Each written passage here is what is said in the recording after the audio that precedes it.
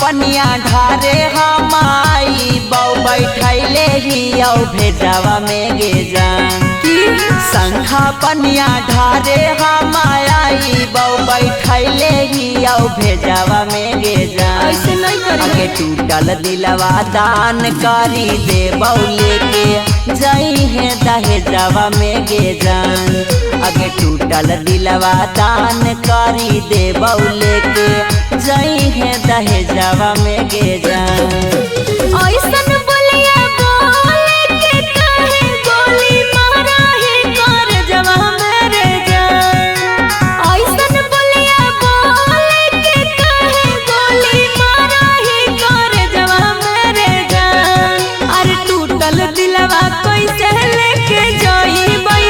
जान के दहेजवा मेरे जान टूटल दिलवा कैसे लेके जाईबई जान के दहेजवा मेरे जान टूटल दिलवा दान करी दे बौले के जाई है दहेजवा में गे जान भोलेनाथ रिकॉर्डिंग स्टूडियो करियातपुर किस्मत के हमर जानू हालौ का दोष गे चल जैमी छोड़ के हवा पसोस गे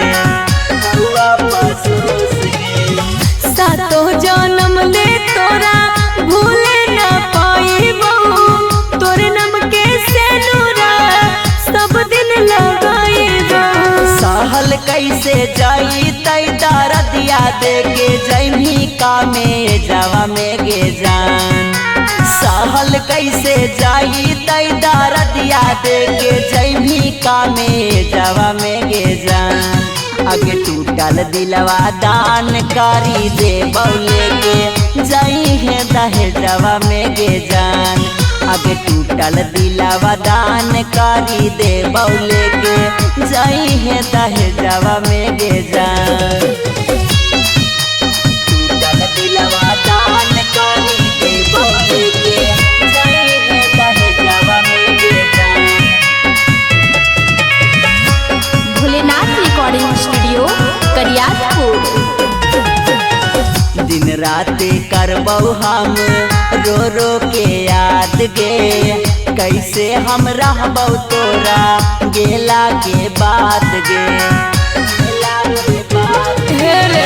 4 दिन के बाद हम ससुरा से आईबो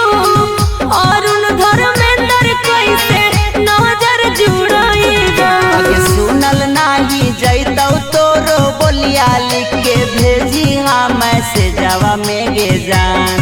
आगे सुनल नाही जैतौ तोरो बोलिया लिख के भेजी हम मैसेजवा में गे जान आगे टूटल दिलवा दान करी दे बौले के जाई हाँ दहेजवा में गे जान आगे टूटल दिलवा दान करी दे बौले के जाई हाँ दहेजवा में गे जान